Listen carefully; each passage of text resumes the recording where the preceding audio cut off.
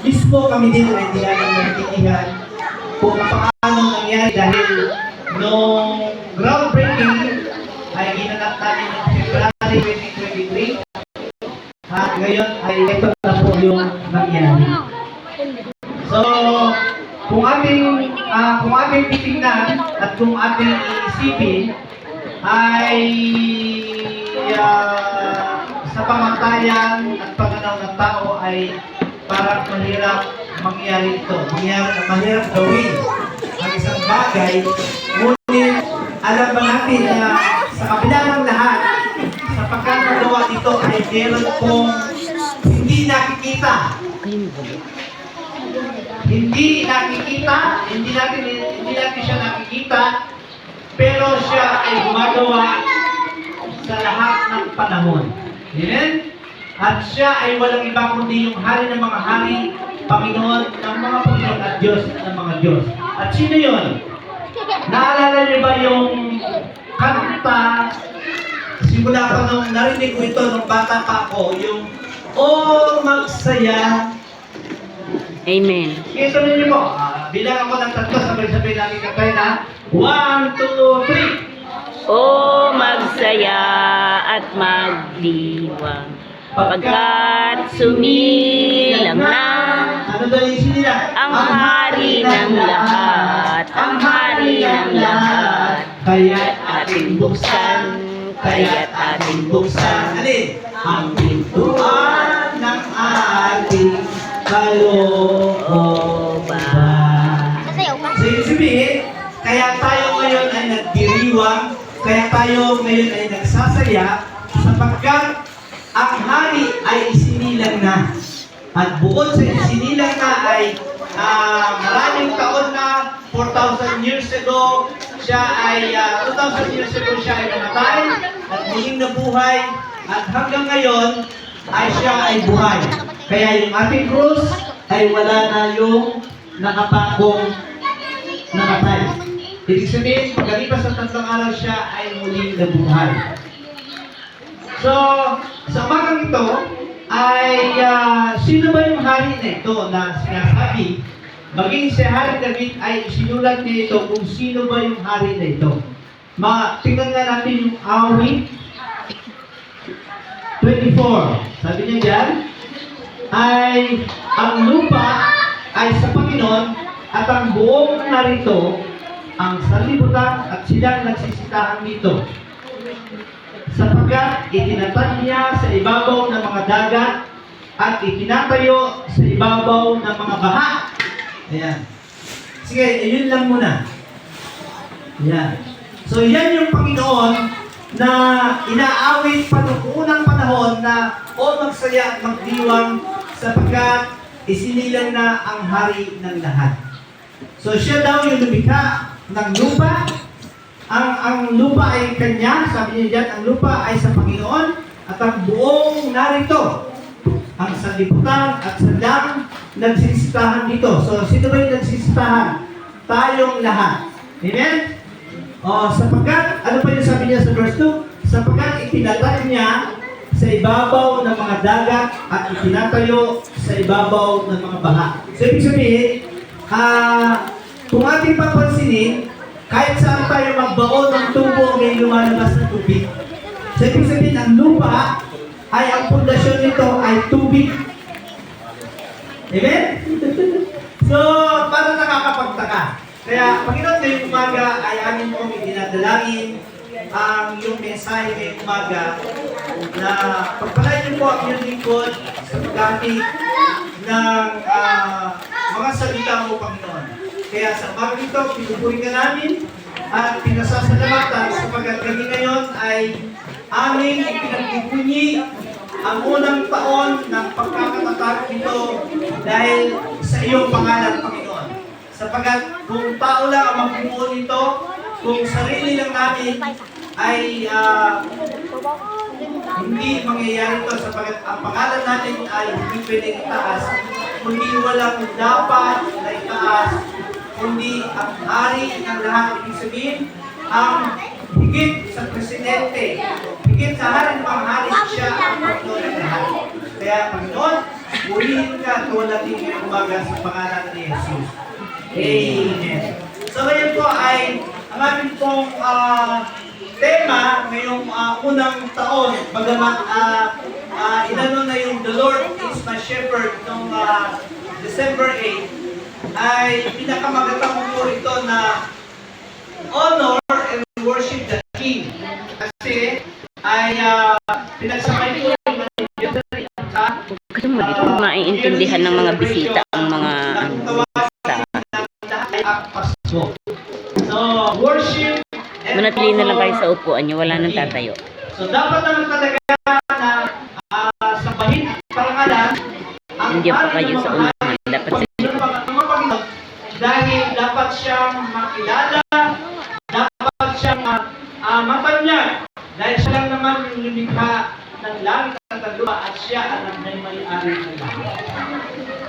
Kaya, ang ay kapag pinag-uusapan natin yung worship and honor the Lord, ay maraming paraan ng sambahin at parangalan ang Panginoon. Kung ating titignan yung mga pamantayan ng mga tao, ay, di ba, pag sinabing sambahin at parangalan ng Panginoon, ibig sabihin ay ito yung mga simbahan na kung saan nagtatayo sila ng mga simbahan na matulis, diba? Tapos may cross sa taas, tapos yung iba ay may hugis na buwan. Diba? So, ibig sabihin, yun yung ways nila para ipakita na yung lugar na yun ay ang Diyos doon tumatahan. Doon, parang pinapakita na sa lugar na yun ay dapat parangalan at sambahin ang halin Panginoon ng mga Panginoon. Pero ano ba yung sinasabi ng awit na doon sa sinasabi niya doon? Ano ba yung nire-require? Ano ba yung hinihingi sa mga gusto magparangal, sa mga gusto sumamba sa Kanya? So sabi niya doon sa verse, itaas mo eh. Ayan. Ayan. Sinong aahon? Sabi niya dyan sa verse may awit 24 po yan. Sinong aahon sa bundok ng Panginoon? At sinong tatayo sa kanyang dakong banal? gulo ng mga bata. So ano sabi niya dyan?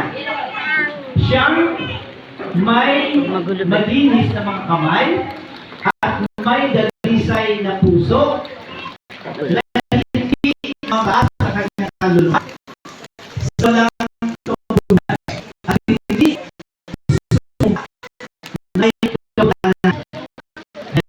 So yan daw yung uri ng tao na gusto magpahal at sasamba sa Panginoon. Sino daw yung may malinis na kamay at may dalisay na puso na hindi nagmataas ang kanyang luha sa walang kabuluhan at hindi tumumpa na may kabulaanan. So yan daw yung hinahanap ng Panginoon na magpaparangal at sumasamba sa Kanya. So kung matitingnan ay bukod pa sa katangian na hinahanap ng Panginoon ay aming titingnan itong itinayo namin ay sa inyong pamatayan, matatawag ba itong bahay isang bahay? Hindi, kung sa inyong pamatayan ay papasaba itong kakayanan na gawin para ang Diyos ay parangalan at sambahin. Kasi ito lang yung nakayanan namin, di ba? So, ano ba yung sinasabi ni Isaiah? Isaiah 66:9 verse 1. Kasi kung ang batayan natin sa pagbibigay parangal at sa pagsama sa Panginoon, ito pa ay makakapasa sa pamantayan ng tao. Ano ba yan? Parang bulega? Ano ba? Pero ano ba yung sinasabi ng Isaiah? Chapter 66. Ayan. Sabi po dyan ay Ganito ang sabi ng Panginoon. Ayan. Bakit po namin? Dito pa tayo tumingin. Kasi regarding sa pamatayan sa pagtatay ng mga sambahan, nakita natin yung Yesus Cristo, ang pinakaunang itinatag ng sambahan ng Catholic Church na siya pinagmulan natin lahat. Diba? Tapos ay yung Seventh-day Adventist at yung marami pang iba. So ano ba yung pamatayan ng Panginoon pagdating sa mga pagtatayo ng bahay sa bahay? Sabi niya yan ay para maparangalan daw at mambatin ang Great King o ang para maparangalan natin bahit ang dakilang hari ay ganito yung sinasabi ni Isaias. Ganito ang sabi ng Panginoon: ang langit ay aking luklukan at ang lupa ay aking tugtungan. So ang tanong ng Panginoon kay Isaias ay, anong anyong bahay ang inyong itatayo sa akin? At anong dako ang magiging aking paghingahan? So, kasi sabi niya dyan ay kung magtatayo kayo ng bahay ay kasi ang langit ang aking trono at ang lupa ay ang aking tuntungan, sabi niya dyan. Ang tanong niya dyan ay kung magtatayo kayo, anong uring bahay? Anong uring lugar ang pwede niyang maging pahingahan? So maging ang Panginoon, noong unang panahon pa man ay naghahanap ang Panginoon ng tamang bahay o lugar na pagpapahingahan niya. Pero dito sa Isaias ay meron ding requirement ang Panginoon. Verse 2 na eh. Ayan. Sapagkat lahat ng mga bagay na ito ay nilikha ng aking kamay at sa gayoy nangyari ang lahat ng mga bagay na ito, sabi ng Panginoon. Ngunit, sabi niya dito, ngunit ang taong ito ay titingnan ko sa mga bagay siyang dukha at may pagsisising loob at nanginginig sa aking salita. So magiging sa lumang pan ay ito yung uri, hindi bahay. Hindi tinitingnan ng Panginoon kung anong uring bahay o anong uring building ang hinahanap na Panginoon. Kundi ang uri na hinahanap niya ay, sabi niya, ngunit ang taong, sabi ng Panginoon, ngunit ang taong ito'y titingnan ko sa mga bagay siyang dukha at may pagsisising loob at nanginginig sa aking salita. So, malinaw na ang hinahanap ng Diyos ay hindi building. Sabi mo, ikaw yung hinahanap ng Diyos. Sabi sa sabi mo, ikaw yung hinahanap ng Diyos na pwede niya panahanan at tirahan. Kasi yung bahay na ito, pag alis natin, hindi ito matatawag na simbahan. Ito ay bahay tinunan lang. Bahay tagpuan ng mga tao at ng Diyos. So, ibig sabihin, ang katotohanan, para ang Diyos ay maparangalan at madakila, ay tayo yung hinahanap ng Diyos. Ibig sabihin, tayo yung tinitingnan ng Diyos. So, ibig sabihin, ano ba yung ibig sabihin ng sa mga tuwid bagay siyang dukha? Ibig sabihin, ay yung may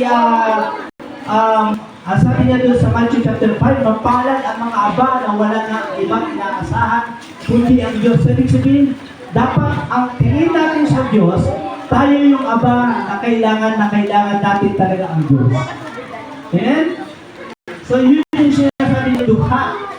At bukod pa doon ay yung may pagsisising loob at nanginginig sa kanyang salita. So ibig sabihin ay malinaw na ibig ng Panginoon na tayo ay lumalapit na parang isang sobrang pangangailangan sa Diyos. May pagkauhaw sa Diyos at ibig sabihin laging tinitingnan natin yung ating sarili na sa ating sarili ay hindi tayo nakaabot sa pamantayan ng Diyos. Sabi ng Roma 23, walang matuwid, kahit isa wala. At walang nakaabot sa pamantayan ng ating Panginoon. So, tingnan nga na sa verse 4. Isaiah yan, hindi, sa ano na, balik tayo sa awit 24. So, paano ba natin mabigyang karangalan, mabigyang dakila ang hari ng mga hari? Kasi may pangako siya, kapag tayo ay kanya na may malinis sa kamay, may galisan na puso, at hindi nagmamataas, sabi niya sa verse 5, ito yung pangako niya. Siya'y tatanggap ng pagpapala sa Panginoon at ng katwiran sa Diyos ng kanyang kaligtasan. So, yan ang pangako ng Panginoon kapag tayo ay parang nag-asang dukha sa kanyang harapan, laging umaamin na tayo ay makasalanan. Di ba? Di ba maliit kapag may nakabihis na para punta ng simbahan? Ano tanong natin? Saan punta nyo? Isisimba po. Para ano? Para magbawas ng kasalanan. So, alam natin yun ating makasalanan, di ba? Na tayo ay isang makasalanan. So, ibig sabihin, kailangan natin ng mapagpatawad na Diyos upang tayo ay makasundo natin ng Diyos. Kailangan aminin natin, Panginoon, kailangan natin ang iyong kapatawaran upang kami ay makatawag sa iyo, makapanalangin sa iyo. So, yan yung mga pangako. So, sabi pa niya dyan ay ito, verse 6, ito ang hari ng mga nagsisihanap sa Kanya, na nagsisihanap ng iyong mukha sa mga tuwing bagay Jacob, ibig sabihin Israel. So, ito daw yung sabi niya sa verse 7, itaas ninyo ang inyong mga ulo o kayong mga pintuang bayan at kayo'y mga taas, kayong mga walang hanggang pintuan at ang hari ng kaluwalhatian ay papasok. Sabi doon sa English ay fling wide the gates. Ibig sabihin ay buksan ninyong mabuti ang talangkahan. At sa ibang salin kasi sa mababaw ng salin, ay buksan niyo pati yung mga lumang pintuan sapagkat ang hari ay papasok at daraan. Kaya yung awit ay, kaya't ating buksan ang pintuan ng ating kalooban. So sabi niya sa verse 7, ay buksan daw natin mabuti ang talangkahan at buksan natin pati ang lumang pintuan. So ano ba yung naglalarawan na lumang pintuan? Di ba ang ating paniniwala ay ito yung natutunan namin sa aming ninuno. Dito na kami mamamatay. Sarado na kami. Diba? Kung saan kami nadapa, doon na kami mamamatay. Biro mo, nadapa ka na doon sa mali, doon ka pa rin mamamatay. So, diba? So, malinaw na ibig ng Panginoon siya ay maparangalan, madakila. Ibig na buksan natin mabuti ang talangkahan. Dahil hindi siya makakapasok, hindi siya makakapaghari sa ating pamilya kung hindi lubos na bukas ang mga pintuan. At sino tayo para pagsarahan ng Diyos? Ibig niya nga pumasok di ba? So ibig sabihin, sino tayo para pagsarahan? Yung hari ng mga hari. Kaya ang paanyaya, ang pahayag ng Panginoon kay Haring David ay buksan ninyong mabuti. So minsan kasi ay ang pintuan ay parang nakasilip lang ang Panginoon. Sinisilip lang natin siya. Hindi natin binubuksan at kaya hindi siya makapasok sa ating mga tahanan. Kaya sa umagang ito ay yan po yung sinasabi ng Panginoon. At sino ba yung hari na ito na nagpapabukas ng pintuan na mabuti? Sabi niya dyan sa verse 8, sino ang hari ng kaluwalhatian? Sabi niya dyan, sino daw yan? Ang Panginoong malakas, ang Panginoong makapangyarihan, at ang Panginoong makapangyarihan sa babaka. Ibig sabihin ay ang Panginoon na nagsasabi dyan, na nagpapakilala para siya ay luwalhatiin sa bahay, siya lang naman yung Panginoon na malakas. Siya yung makapangyarihan. Siya yung Panginoon na magupay sa lahat ng labanan. Ayan. Kaya nga, inulit niya ulit sa verse 9 na buksan niyong mabuti, sabi niya sa ibang salin, fling wide the gates and open the ancient doors.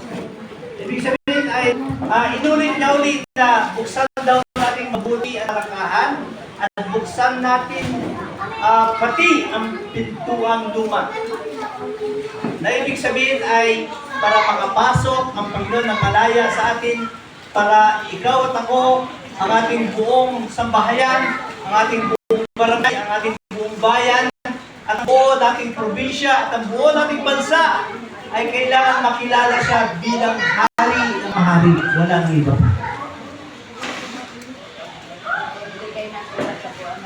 Kaya kailangan para siya ay parangalan, kailangan natin, para siya ay parangalan, para siya ay dakilain, kailangan natin buksan ang pintuan ng ating mga puso. Dahil kailangan natin na tayo ay paghaharian ng Diyos. Alam niyo po, bakit po ito, kasi naalala ko yung kanta, napakita. Joy to the world, the Lord is come. Let earth receive their King.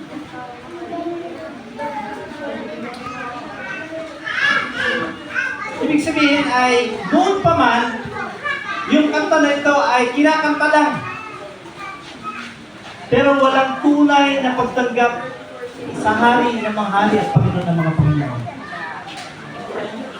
Kinakanta lang, hindi yan ginagamit sa pamamasko. Joy to the world, the Lord is come.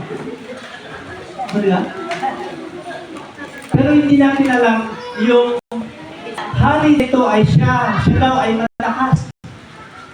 Ibig sabihin, kung ikaw ay maya, pag nawa mo siyang hari, ikaw ay lalakas at tatapan.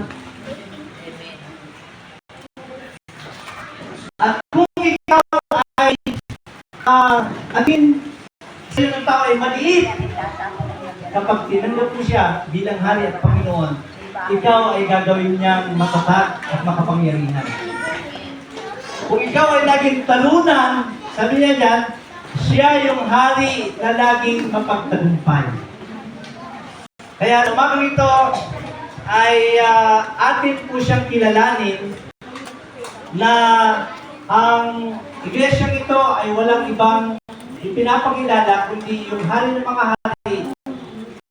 Katotohanan po kasi niyan ay may nakakasa. Sa San Roque ay may nakalagay po dyan, Jesus Christ, King of Kings and Lord of Lords. He is the same yesterday, today, and forever. Si Yesu Cristo, hari ng mga hari, Panginoon ng mga Panginoon, Diyos ng mga Diyos, siya kahapon, noon, ngayon, at magpakailanman. So yung hari ipinapakilala ko sa inyo na dapat parangalan, dapat dakilain, ay siya noon, siya ngayon at magpakailanman. Siya yung Diyos na hindi nagbabago. Amen? Nagbago man yung mukha mo, yung dati ay makinis na makinis, ngayon palubot na. Pero ang Diyos na hari na aking pinapakilala ngayon, hindi siya nagbabago. Nananatili siyang malakas, nananatili siyang makapangyarihan, at nananatili siyang matagumpay.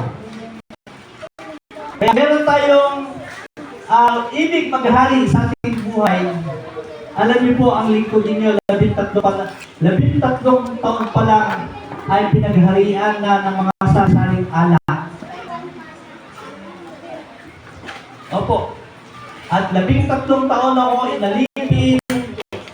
13 years old, tumigil lang ako. 26 years old, hari din ako ng sugalan.